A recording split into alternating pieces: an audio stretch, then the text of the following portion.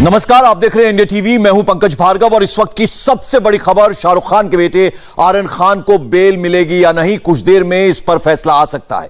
मुंबई की sessions court में करीब 1 घंटे से सुनवाई की जा रही है।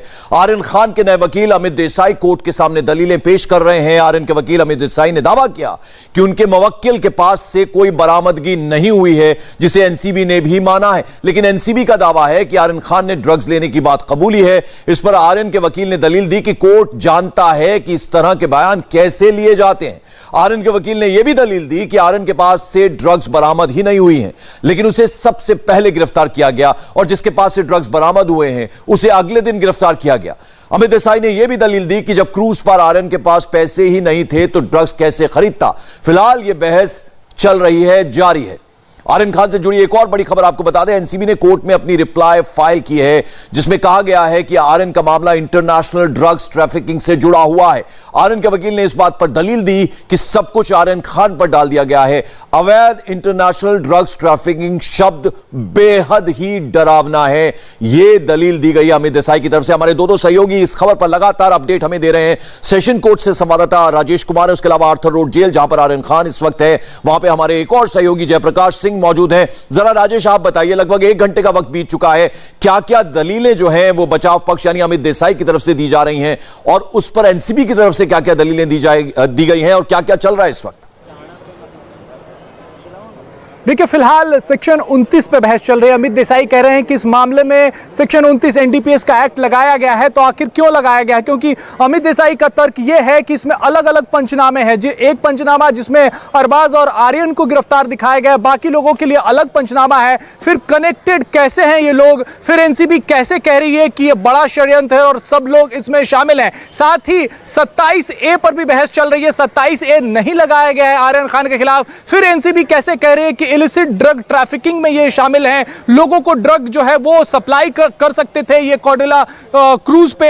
ये बात एनसीबी क्यों कह रही है? क्योंकि पहले ही गिरफ्तारी हुई है, सबसे पहले गिरफ्तारी आर्यन खान की हुई है और 27A का चार्ज नहीं लगा है। 8C, 20B, 27, 28 और 29 और 35 ये सेक्शंस लगाए गए हैं, लेकिन 27A जो कि सबसे स्ट्रिंजेंट सेक्शन है और यही इसी सेक्शन पे रिया चक्रवर्ती को भी काफी दिन तक बेल नहीं मिला था। पंकज, वो चार्ज आर्यन खान पे नहीं है। फिर कैसे इलिसिट ड्रग ट्रैफिकिंग की बात की? राजेश, इसके अलावा 2 बहुत महत्वपूर्ण बातें कही गई हैं अमित देसाई की तरफ से, यानी इंटरनेशनल ड्रग ट्रैफिकिंग, ये बेहद डरावना शब्द है, उन्होंने ये कहा। और दूसरा, उन्होंने ये भी एक बहुत महत्वपूर्ण बात कही कि इस तरह के बयान कैसे लिए जाते हैं वो सब जानते हैं। बिल्कुल, जो इकबालिया बयान एनसीबी के सामने लिए गए हैं, आर्यन खान हो, अरबाज मर्चेंट हो या दूसरे जो इस मामले में आरोपी हैं, उनका बयान जो लिया गया उसे सारे वकीलों ने कोर्ट में रिट्रैक्ट कर लिया है। यानी कि साफ कह दिया है कि ये बयान जो है वो जबरन लिए गए हैं। बॉम्बे हाई कोर्ट के, सुप्रीम कोर्ट के ऐसे ऑर्डर है जिसमें यह कहा गया कि एनसीबी के अधिकारी भी पुलिस अधिकारी होते हैं, इसलिए उनके सामने दिया गया बयान कोर्ट में एडमिसिबल नहीं होगा। और इसी का तर्क देते हुए अमित देसाई ये कह रहे हैं कि जो बयान आर्यन खान ने दिया है एनसीबी के सामने वो जबरन लिया गया है, वो उनका बयान नहीं है और उसे रिट्रैक्ट कर रहे हैं। और अमित देसाई इस तर्क को लगातार कोर्ट में रख रहे हैं। पंकज, बिल्कुल। और जेपी, जरा आपसे मैं समझना चाहूंगा, अब इतने दिन हो गए हैं आर्थर रोड जेल में आर्यन खान को, जाहिर बात है बहुत मुश्किल वक्त उनके लिए, परिवार के लिए। मैं आऊंगा आपके पास, जरा उससे पहले आपको बता दें, आज कोर्ट में एनसीबी ने जमानत का विरोध करते हुए अपना जवाब दाखिल किया। एनसीबी ने अपने जवाब में आर्यन खान को आरोपी नंबर 1 बताया और कहा कि आर्यन इंटरनेशनल ड्रग्स नेटवर्क में शामिल विदेशी के संपर्क में था। एनसीबी के मुताबिक आर्यन अरबाज और उसके सोर्सेज से ड्रग्स लेता था। एनसीबी ने अचित कुमार को आर्यन का डायरेक्ट ड्रग्स सप्लायर बताया है। एनसीबी ने अचित को 2.6 ग्राम गांजे के साथ गिरफ्तार किया, यानी बहुत ही एक तरह से कहा जा सकता है कि बहुत ही महत्वपूर्ण एक तरह से ये तमाम आरोप जो हैं वो एनसीबी की तरफ से लगाए गए हैं। राजेश, जरा इस बारे में आप बताइए, काफी गंभीर आरोप लगाए गए एनसीबी की तरफ से। बिल्कुल, जो व्हाट्सएप चैट मिले हैं आर्यन खान के फोन से, उस चैट के आधार पर एनसीबी का कहना है कि इंटरनेशनल ड्रग ट्रैफिकर्स के संपर्क में थे आर्यन खान। और यह बात रिप्लाई में भी कही गई है कि उनकी जांच में लगातार सामने आ रहा है कि वो विदेशी मूल के नागरिकों से संपर्क में थे जो ड्रग ट्रैफिकिंग का हिस्सा थे। और इस केस में 2 विदेशी नागरिकों की गिरफ्तारी भी हुई है पंकज, उनके पास से ड्रग्स भी बरामद हुआ है। तो एनसीबी जो है इन सारे अरेस्ट को कनेक्ट कर रही है और कॉन्स्पिरेसी का हिस्सा बता रही है, जबकि साफ अमित देसाई का कहना है कि जब शुरुआत में गिरफ्तारी हुई थी तो सेक्शन सिर्फ 8C, 20 और 27 ही लगे थे, उसी पर गिरफ्तारी हुई थी और हर रिमांड में सेक्शन जो है वो बढ़ते गए हैं और अब एनसीबी जो है वो सेक्शन 29 लगाकर कॉन्स्पिरेसी बता रही है और बेल का अपोज कर रही है, जो कि गलत है। अमित देसाई इस तर्क को बार बार कोर्ट में रख रहे हैं। पंकज, बिल्कुल। और जेपी, जो सवाल मैं आपसे कर रहा था वो ये कि अब इतने दिन से आर्थर रोड जेल में बंद है, बहुत मुश्किल वक्त परिवार के लिए और आरन खान के लिए भी। परिवार की तरफ से कौन कौन आके मिलता है, कितनी देर मिल सकता है, उस बारे में क्या अपडेट, क्या जानकारी? देखिए पंकज, परिवार की तरफ से तो यहाँ पर कोई नहीं आता क्योंकि यहाँ पर ऐसे मिलना अलाउड नहीं है, लेकिन जो आर्यन खान के परिवार की जो पीआर है, उनके मैनेजर हैं, वो यहाँ पर 2 बार आ चुकी हैं क्योंकि 7 दिन में एक बार फोन करने और एक बार परिवार से मिलने की यहाँ पर अनुमति दी जाती है। आर्थर रोड जेल का बैरक नंबर 1, जहाँ पर आर्थर रोड जेल के बैरक नंबर 1 के अंदर ही आर्यन खान को रखा गया है और इसी बैरक के अंदर आर्यन खान के साथ अरबाज मर्चेंट और बाकी जो उनके को एक्यूज हैं एनडीपीएस एक्ट के, उनको रखा गया है। आज पांचवा दिन है इस आर्थर रोड जेल के अंदर और हम ये कह सकते हैं कि अगर आज ये जिरा पूरी नहीं होती है मुंबई सेशंस कोर्ट में, जिस तरीके का मुंबई सेशंस कोर्ट में जिस तरीके की डिबेट चल रही है, जिस तरीके के नए सेक्शंस लगाए गए हैं, उससे ये जिरा पूरी होती नजर नहीं आ रही है क्योंकि यहां पर जेल मैनुअल के हिसाब से पंकज 5:30 बजे तक का वक्त है। अगर 5:30 बजे तक बेल ऑर्डर की कॉपी आर्थर रोड जेल के बॉक्स में आ जाती है तभी यहां से आरोपी को, अंडर ट्रायल आरोपी को बाहर निकाला जा सकता है। लेकिन अगर 5:30 बजे के बाद अगर कोई जजमेंट आता है, जैसे 7:30, 8 बजे तक भी अगर बेल ऑर्डर की कॉपी आती है, तब भी सुबह 5:30 बजे ये बेल ऑर्डर का बॉक्स खोला जाएगा और करीब 7-8 बजे के बाद ही आर्यन खान यहां इस जेल के सलाखों से बाहर आ पाएंगे। तो बहुत मुश्किल है। बिल्कुल, तो 1.5 घंटे का वक्त है, काफी कम है। तो अभी देखना होगा कि क्या फैसला कोर्ट, सेशंस कोर्ट सुनाती है और उसके बाद फिर अगला जो स्टेप है वो क्या होगा, यानी आर्यन खान क्या उन्हें आज बेल मिलेगी या फिर उन्हें आज की रात भी यहीं बितानी होगी। थोड़ी देर बाद इस पे फैसला हो जाएगा। अब आपको जरा ये बताते हैं कि एनसीबी को किसके पास से कितने ग्राम ड्रग्स मिली है। आर्यन खान को आरोपी नंबर 1 बनाया गया है, लेकिन उनके पास से ड्रग्स बरामद नहीं हुई है। आर्यन खान, जैसे कि हमने आपको बताया, आरोपी नंबर 1, उसके अलावा अरबाज मर्चेंट आरोपी नंबर 2 हैं। 6 ग्राम चरस बरामद हुई है। उसके अलावा मुनमुन धमीचा आरोपी नंबर 3, उन्हें बताया गया है 5 ग्राम हशीश उसके पास से बरामद हुई है। उसके अलावा अब्दुल कादर आरोपी नंबर 9, उसके पास से लगभग 2.5 ग्राम एक्सटेसी जो है उसकी पिल्स बरामद हुई है। 54.3 ग्राम मेफेड्रोन। और अचित कुमार की अगर हम बात करें, आरोपी नंबर 17, उसे बनाया गया है 2.6 ग्राम गांजा उसके पास से बरामद हुआ है। उसके अलावा शिवराज हरिजन आरोपी नंबर 19 है, 62 ग्राम चरस उसके पास से बरामद हुई है। आर्यन खान की बेल पर सुनवाई से पहले एनसीबी चीफ शरद पवार ने बड़ी बात कही। शरद पवार ने कहा कि केंद्र सरकार सीबीआई, इनकम टैक्स, ईडी और एनसीबी जैसी संस्थाओं का राजनीति के लिए गलत इस्तेमाल कर रही है। शरद पवार ने एनसीबी का भी नाम लिया। एनसीबी ने ही क्रूज पर रेड मारकर आर्यन खान को गिरफ्तार किया। ये तमाम बातें जो हैं ये शरद पवार की तरफ से कही गई हैं। राजेश कुमार लगातार हमारे साथ। राजेश, क्या समझा जाए? अब 1.5 घंटे का वक्त बचा है। अगर उससे पहले फैसला नहीं आता तो आज की रात और बितानी पड़ सकती है आर्यन खान को आर्थर रोड जेल में ही।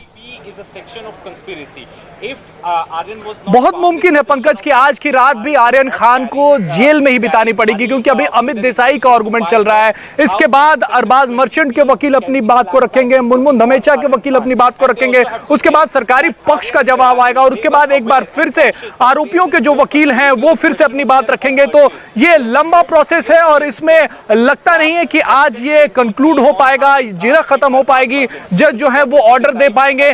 कल तक मामला जा सकता है, कल फिर से ये जिरा जो है वो शुरू हो सकती है, लेकिन अभी 1.5 घंटे का वक्त है पंकज। देखना होगा कि कितनी जल्दी आरोपियों के वकील जो हैं वो अपनी जिरा को खत्म करते हैं। पंकज, बिल्कुल। और जेपी, अभी शरद पवार का हमने जिक्र किया, उन्होंने क्या क्या बातें कही हैं। उसके अलावा हमने देखा था कि बॉलीवुड का सपोर्ट फैमिली को मिल रहा था, लेकिन अगर पॉलिटिकल फ्रंट पे बात करें तो तमाम पार्टीज हैं, वो चाहे शिवसेना हो या फिर एनसीपी हो या फिर कांग्रेस हो, उनकी तरफ से किस तरह के बयान आ रहे हैं इस पूरे मामले को लेकर?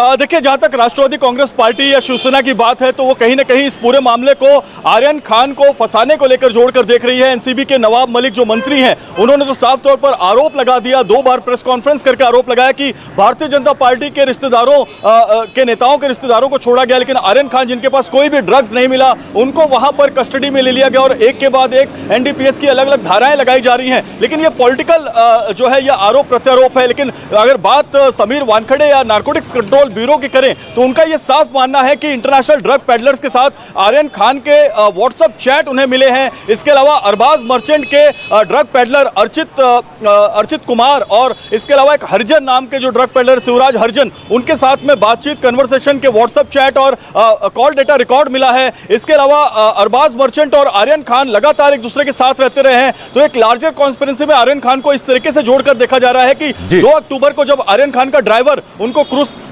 जी पंकज बिल्कुल, मैं लौटूंगा आपके पास। जरा राजेश आप ये बताइए, लगभग 1 घंटा हो गया, यानी 3 बजे से अगर ये सुनवाई शुरू हुई है तो हमारे दर्शक जो देरी से जुड़े हैं उनकी जानकारी के लिए बताइए कि बचाव पक्ष है उनकी तरफ से क्या क्या दलीलें दी गई और काफी कठोर शब्द जो है इंटरनेशनल ड्रग ट्रैफिकिंग, वो बहुत ही एक तरह से डरावना शब्द है, ये अमित देसाई की तरफ से कहा गया। और फिर एनसीबी की तरफ से क्या क्या दलीलें दी गई?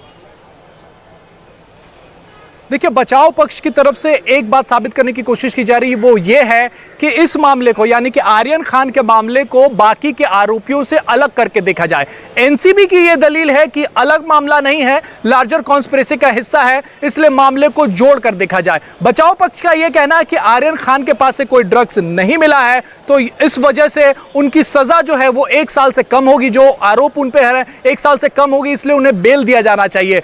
एनसीबी का यह कहना है कि यह सिर्फ अजम्पशन है बचाव पक्ष का कि इसमें इन पे जो चार्जेस लगे हैं वो 1 साल से कम है, क्योंकि एनसीबी ने साफ कहा है कि आर्यन खान अरबाज मर्चेंट से भी ड्रग्स लेता था, उसके दोस्तों से भी ड्रग्स लेता था। साथ ही अचित कुमार नाम के शख्स की गिरफ्तारी हुई है जो डायरेक्ट आर्यन खान को ड्रग सप्लाई करता था, यानी कि उनका डायरेक्ट ड्रग पेडलर था। यही वजह है कि मामला जुड़ा हुआ है, चाहे एक्यूज नंबर 1 हो आर्यन खान या फिर एक्यूज नंबर 17 हो अचित कुमार, या एक्यूज नंबर 2 हो अरबाज मर्चेंट, या फिर एक्यूज नंबर 19 हो शिवराज हरिजन, जो कि अरबाज मर्चेंट का ड्रग पेडलर था।